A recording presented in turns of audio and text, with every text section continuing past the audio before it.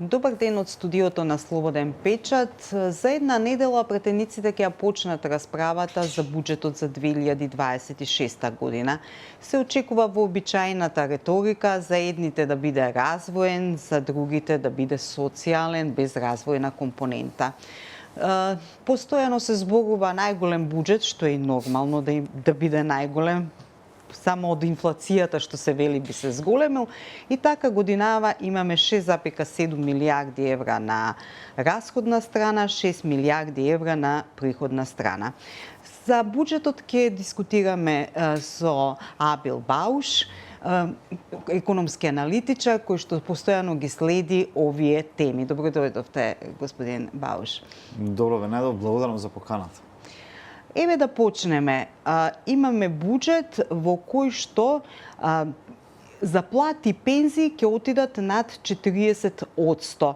Поточно, значи, ќе биде 1,9 милиарди евра за пензиите и за платите кои ќе се додадат околу 860 милиони евра, стигнуваме до некоја 2,7 милиарди евра ставка. Тоа е околу 40%. Ајде да ја прокоментираме прво оваа бројка. Добро, вака се, прво буџетот, не очекував некој сензационален буџет да се направи, туку буџетот е конзервативен, ако може да се рече така.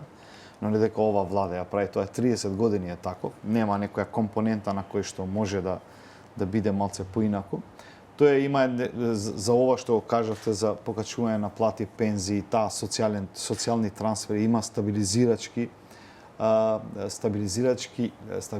идентификација буџетот, нели, социјална стабилизација, и има некоја умерена развојна компонента, но не е некоја драматична или некоја многу развојна компонента на буџетот. 40% памтам на времето кога ние јавниот долг ни беше толку и кога велевме дека колку администрацијата да не можеме да ја платиме за една година, ќе го платиме јавниот долг, но веќе и тој јавниот долг ги преминува тие граници. Па да, заради таа социјална компонента на кој што се повикуваат, можеби тие се една од тие позитивни аспекти на тој буџет, нели, покачување на пензиите за 9,7%, платите за 7% и тие социјални трансфери за 6,7%, ја добиваме таа компонента, таа социјална компонента на буџетот. Но дали таа друга компонента, таа приходна компонента ќе може да го дозволи ова, да се направи таа, нели, да се пополнат тие расходи кои ние ќе ги правиме за плати, пензии и се понатаму, за да добиеме еден економски раст на 3,8%. Нели, во тој проектен буџет една од компонентите е тој економски раст од 3,8%. Значи сето ова кога ќе се види, значи добиваме еден вид на стабилизирачки буџет, како што секогаш сме го имаме, но буџетот ја губи компонентата на трансформација. Значи ние не добиваме трансформација на буџетот, само добиваме некоја трошковна компонента, некоја стабилизирачка компонента, така да тука остануваме на таа фаза да си ги заштитуваме, си ја држиме таа социјална стабилност, како што ние ги нарекуваме, ги гасиме тие социјални пожари, но од друга страна ја губиме трансформацијата на економскиот дел на државата. Ја спомнавте ставката економски раст, да, 3,8%, дали е таа остварлива? Тука сега имаме еден малце подлабока, треба да влеземе на една подлабока анализа. Сега, ако ја видите капиталните расходи кои ние ги правиме, меѓу кои и капиталните инвестиции кои ги издвојуваме, таму некаде беше 40,5 милиарди денари таа компонента на капитални инвестиции. Ако се зема предвид нивната реализација, историски гледано, ние никогаш не стигнуваме до 80% реализација на капиталните инвестиции. Новиот предлог буџет се вели дека ако стигна до 80% реализација на тие капитални инвестиции, тоаш би имале 3,8% економски раст, кој е умерен економски раст за волја на вистината, ако се видат другите компоненти на кои што треба да се направат. Но тука е тој скептичниот дел. Значи, колку ние може да реализираме капитални инвестиции. Иако во предлог буџет дури се вели дека дури имаме намалување на капиталните инвестиции во некој дел, затоа што, нели, со ребаланс на буџет ние секогаш ги намалуваме прво стапките на капитални инвестиции, но сепак како и да е, ние немаме добра реализација на тие капитални инвестиции. Зошто ова се прави? Токму ова е тој дел на трансформација на буџетот кој што ние секогаш го пренасочуваме. Како да го трансформираме буџет? Например, зошто, ајде неформално ќе говорам, зошто ние не правиме, например, резултатски буџет, да речем, или како го споменуваат на англиски performance буџет, базиран на резултати на сите министерства, да видиме кои резултати вие треба да ги реализирате врз база на тоа да имате, нели, таа трошковна компонента во тој буџет. Значи, кога ќе видите се на се, тешко е да стигнеме до 80% реализација на капиталните инвестиции. Зашто ова го велам? Затоа што државите кои не опколуваат, например една Србија, Црна Гора, Албанија, да речеме, тие направија многу реформи за да ги реализираат и брзо, нели, трекинг систем направија на капиталните инвестиции со многу голема брзина и многу подобро планирање направија да се реализираат капиталните инвестиции, нели, да немаат некои проблеми со процедурите, со реализацијата и така натаму и така натаму. Какви да се капитални инвестиции од инфраструктура, образование, здравство и така натаму. Значи, намалија време за реализација на тие процедури и така натаму. Значи, тие направија некои одредени реформи и стигна до 80%. Например, Србија стигна реализација на капитални инвестиции до 80%. Значи, тие беа во некоја фаза како нас, 60, 50, 65%, но стигна на 80% капитални инвестиции. Сега, може и со право да речете, па добро, ние дали не знаеме да планираме или планираме многу оптимистички за капитални инвестиции. Не, тие се потреби на сите министерства. Значи, капиталните инвестиции се потреба на министерствата и потреба на граѓаните на оваа држава. Значи, тие треба да се реализира за да имаме ние економски раст во државата. Да имаме таа трансформација на економски раст во државата. Оваа година за прв пат може по подолго време за наредниот буџет се планираат и помали капитални инвестиции. Може би се владата овој пат не сака да биде лажна амбициозна, јас би кажала, во однос на сите претходни ветувања за големи инвестиции, меѓутоа за сега немаме ни половина направено од она што е, нели, за годинава.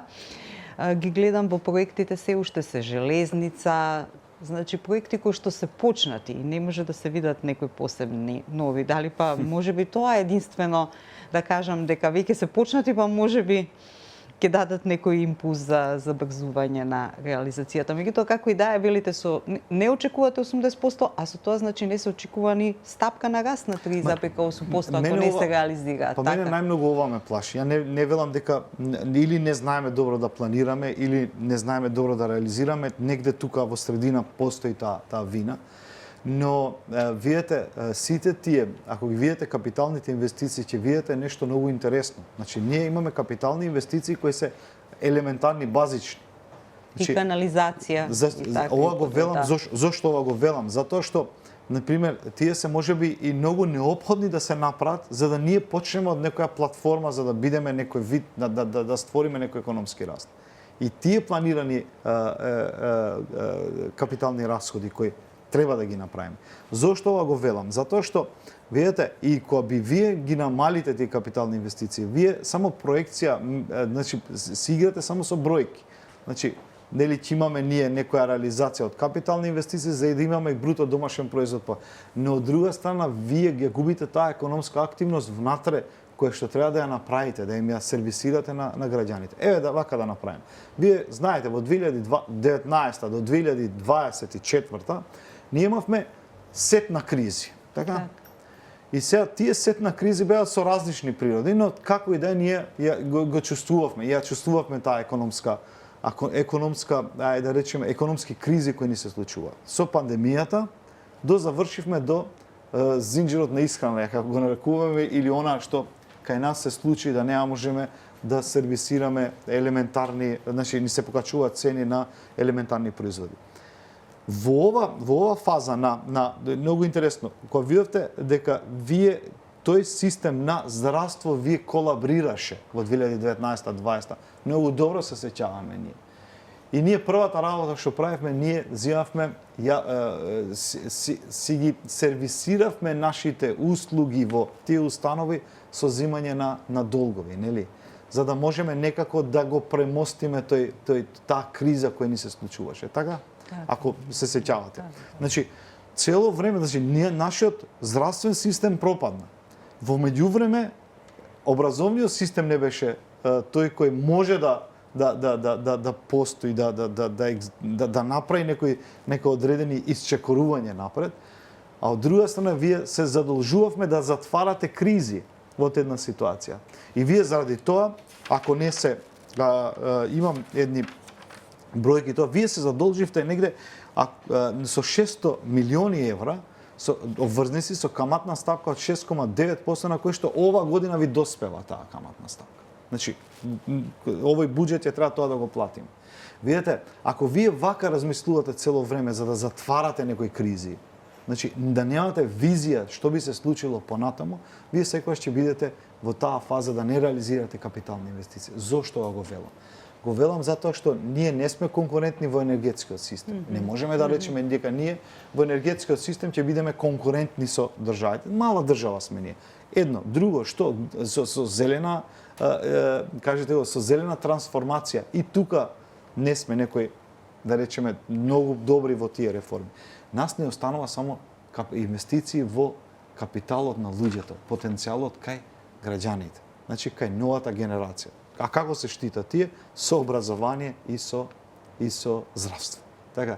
И кој ќе видите дека немате сериозни инвестиции во овие два сектори, тогаш си поставувате прашање што би направиле ние. Не велам дека не се сериозни инвестиции инфраструктура. Значи, таа е многу сериозна работа во инфраструктура. Но вие имате еден друг потенцијал кој што може да бидете конкуренти. Видете Светска банка што ви вели. Извештаат. Значи, значи овие 5 години ви вели инвестирате во човечкиот потенцијал. И тие ви таксативно ви објаснуваат за нивните вештини. Направете ги луѓето да бидат вешти во новата дигитализација, во ерата на кој што ние стигнуваме. Значи таа е таа трансформација на буџетот, на кој што треба граѓаните да ги направите, за да ние бидеме конкурентни на пазарот. Но во буџетот не можете да ја видите. Образование и здравство ви велам. Објаснете ми вие, кај гледате во буџетот дека ние може да направиме нешто сензационално. А влегувате во ера на вештачка интелигенција и влегувате во ера на некоја енергетска ефикасност и некоја енергетска нужност која што треба да ја имаме. Значи, се е бело на црно. Видете што се случува глобално. Значи, луѓето инвестираат во безбедност, во вештачка интелигенција и инвестираат во дигитализација. И вие, ако видите компонентата на буџетот, вие нигде не сте тука. Значи, ги немате тие работи. Затоа велам, ако сакате да направите трансформација на буџетот, ќе мора вие тоа да го направите. И буџетот за мене, па и за сите останати што се дел од таа економска активност на државата, од компаниите, буџетот покажува еден вид на патоказ, на некоја визија, кај што една компанија ќе треба да види кај треба да оди понатаму. Значи, кои реформи ќе се направат? Дали фискални реформи, даночна политика, таму, во некои работи, дали ние отвараме нови видици на нова економија, дали ние се обидуваме да инвестираме негде, и тие врз база на тој буџет ќе се обидат и тие самите да почнат да инвестираат во државата и да видат надвор. Но ако вие не го правите овде, не очекувајте дека некој така со некој магично стапче ќе направи нешто во државата. Стигнуваме до буџетски дефицит планиран 3,5% и во извештајот на Европската комисија беа критиките за слабата финансиска консолидација, одложена примена на закон за буџет како што треба. Повторно имаме долг кој што треба, како што кажавте, пожари гаснење, сега ќе гаснеме со 1,9 милијарди евра. Опасен ли овој јавен долг? Опасен ли овој буџетски дефицит што се планира во 2026 година? Јас спомнав од 2020 натаму ние земаме пари само да гасиме пожари. Значи тоа ни е само да таа компонента да ја заштитиме. Што не велам дека е погрешна или така натаму, но таа е стабилна политика. Имаме значи нас ни ние доаѓаме до фаза на кој што треба да враќаме обврзница, кој што сме ја земале некогаш и сега треба да ја вратиме, но од друга страна имаме нешто што нас не се случува во државата, инфлацијата нас не се случува во државата. И јас очекувам дека и до крајот на годината ние нема да се симнеме од 4%. Остануваме и во јануари влегуваме со таа инфлација. Нели, и нашите прогнози кои беа оваа година дека ние ќе стигнеме до 3%, не се остварија. Некако ние како да ја подгреваме таа инфлација. Со подгревање на инфлацијата, значи вие апсолутно сите бројки почнуваат да ви се намалуваат. Зошто ја подгреваме инфлацијата? Ние правиме расходи во покачување на плати и пензии и така натаму и така натаму. Видете, одеднаш сите знаеме дека ќе имаме поголеми плати и пензии и се друго. Но работата е ние што ќе направиме со таа инфлација, како да ја зауздаме таа инфлација. И доаѓаме до тој момент. Како ние ќе реализираме капитални инвестиции со тоа што ќе се задолжиме. Но видете, ние ќе се задолжиме за капиталните инвестиции, за сите други расходи, но ќе се задолжиме за враќање на претходните обврски кои ни доспеваат со тие обврзници. И тој притисок кој ние ќе го направиме наредната година, нели ќе се задолжиме кај нашите банки. Одеднаш ние ги намалуваме средствата за компаниите во државата. И тука цело ова ќе се направи еден вид влегуваме на тој магичен круг на стабилност во економијата, конзервативен пристап, но немаме да имаме трансформација.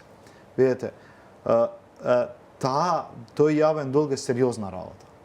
Сериозна работа затоа што ние не можеме да го сервисираме со тоа што сме го земали. Значи, ние сме земале за да излеземе од криза 2020 година. Така, 6,9% сме платиле за 600 милиони евра. Ние сме земале во 2020 700, вака се, таксативно, во 2020 700 милиони евра, 3,67, во 2021, ако не се лажам, 600 милиони, 6,9 и потоа 2022 1,62 700 милиони евра. И тука ние стигнува до една бројка која што таа 1,95 милиарди се должни да ги вратиме овие врски и да не останат потоа да го рефинансираме тој буџетски дефицит кој што е за волја на вистината е намален од 4% кон 3,5%. И се ова кога калкулирате понатаму во економскиот раст ќе биде на вистина проблематичен. Мислам, ако не направиме некој кај да речеме некои сериозни реформи, не само во овој дел на финансискиот дел на водење државата, но и во правниот поредок, и во социјал, и во социјална трансформација, во култура, во образование и така натаму, ние остануваме вака да имаме некоја таква природна, конзервативна, речеме, стабилност и умерен економски раст. Би се осврнали уште малце на инфлацијата. И Народната банка предвиде дека оваа година ја ревидираше од 3% на 3,8% просечна инфлација за годинава. Меѓутоа, тука некаде значи се движи, гледам, и проценките што ги прави самиот предлог буџет како документ, но нагло ја намалува за година на 2,5%. Дали може воопшто да очекуваме и до година 2,5% инфлација? И зошто оваа година излеговме од сите проекции кога горе-доле увозната инфлација многу мислам дека овој пат не влијаеше? Не. Да, ние за волја на вистината имаме два стабилни индикатори кои што самите сме ги вовеле во државата. Едната е инфлацијата да држиме на 3%, под 3%, 2,5% и јавниот долг да не биде до 60%. Тоа е некој индикатор на кој што ние се обидуваме некоја стабилност да држиме во државата. И нема нешто подраматично за случај 2026 година. Но проблемот дали ќе имаме ние добра економска активност, дали ќе имаме некој економски раст во државата. Значи, ние инфлацијата вака што оди, ја и еднашка во една изјава реков, природно може да ја намалиме инфлацијата. Природен пад да има инфлацијата, но тоа ќе биде во терет на граѓаните. Значи тој природен пад, нели цените ќе се стабилизираат во еден одреден момент, до граѓаните ќе имаат таа куповна моќ која што ќе ја имаат и така ќе одиме до таа некоја стабилна инфлација. Така? Значи, не очекуваме да имаме ние економска активност. Значи, овде е проблемот. Значи, ние покачуваме плати, ќе покачуваме и просечна плата, нели, и минимална плата, ќе покачиме. Но дали имаме ние економска активност да го издржиме тоа? Тука е проблем. Значи, дали нашите компании може да го издржат тој дел на покачување на тие плати. Еве, во буџетот видов дека дури ќе намалат невработеноста 10,1 ќе биде таа невработеност. Но дали таа е реална невработеност? Нели? Затоа што ние сме сведоци дека ни заминуваат луѓето од државата и квалитетни кадри не заминуваат од државата. Од една страна, од друга страна, невработеноста кај младата популација ни е голема. Так.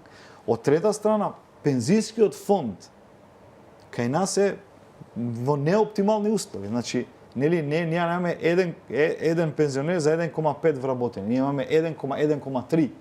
Значи, тука, ние цело време го полниме тој буџет на пензискиот фонд. Затоа што, видите, тие се параметри кои ни се чудни. Значи, намалување инфлација, но од друга страна немаме полнење на тој фонд. Затоа тука таа инфлација треба да почне да се работи на таа инфлација, за да имаме некоја економска активност, економски раст и развој во државата. Да направиме некои сектори на кои што можеме да направиме долгорочно да се инвестира, за да ги имаме резултати, не знам, постои некој среднорочен ефект во тие резултати. Не да се фокусираме само на некои капитални инвестиции на кои што, нели, треба да градиме некои инфраструктурни објекти, од друга страна никаков импакт да немаме. Еве, ова да го ајде, со некој можеби попрост пример да го речеме, ние земавме унгарски кредит, на кој го делевме на 500, земавме 500 милиони евра, на кој го делевме 250 на 250. Дали знаете колку е реализацијата на тој проект, на тие средства од страна на економските оператори? Многу е мала. Значи, се прават некаде 120-130 милиони земени од тој кредит, нели? Кажете го, кај стопанството. Од друга страна, ви имате 250 милиони кои се пратени кон општините. Нели, сега гледавме ние пред избори, се правеше нешто се рушеше, нешто се градеше. Но колку е нивниот импакт? Значи, тука е проблемот. Колку е децентрализацијата се остава врз одговорноста на тие што ја водат таа општина.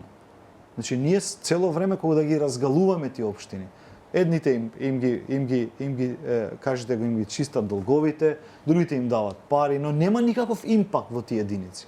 Ја не гледам некој импакт да има. Дури го имавме нашиот главен град блокиран цело време беше. Така, ние во смет останавме, неколку 3-4 месеци останавме. Значи, поентата е, дали треба секој или да се направи некоја стратегија на кој што овие единици ќе можат или да ги пуштиме во поголема децентрализација, па да бараме поголема одговорност, или да споиме одредени општини, па да споиме и сето тоа треба некако друго да се направи. Зема 250 милиони, ајде да видиме колку е импактот, а ние тие треба да ги враќаме како држава. Ние ако немаме импакт од тие средства, ништо нема да направиме. Значи, тука е проблемот. Значи, тие општини, кај што, да речеме во образование, знаете колку е јазот меѓу руралното и урбаното образование кај учениците, огромен е јазот. Значи, овде имате квалитетни, излегуваат квалитетни ученици, а таму не квалитет, затоа што немат инфраструктура. Едно. Второ, знаете колку е јазот на PISA тестирањето меѓу Скопје како регион и останатите. Огромен е јазот. Значи, ние тука немаме една, кај да речеме, equity, или како го викаме, извинете, еднаквост немаме меѓу во самата држава. Значи, тука е проблемот. Не тоа треба да го видиме и да го направиме. Тешко е ова, многу е лесно да се каже, тешко е да се направи, но треба да се почне да се направи. Значи, тоа е таа трансформација. Како заклучок, со една реченица, како би го дефинирале буџетот за 2026? Добро, уште еднаш тоа, како што го почнав, така ќе го завршам, тоа е конзервативен буџет за наш, нели? Ние секој ден ќе речеме тоа е историски голем буџет, развоен буџет, во факт не е, тоа е трошковен буџет. Значи, конзервативен буџет со доза на стабилизација, значи позитивно го велам и со умерена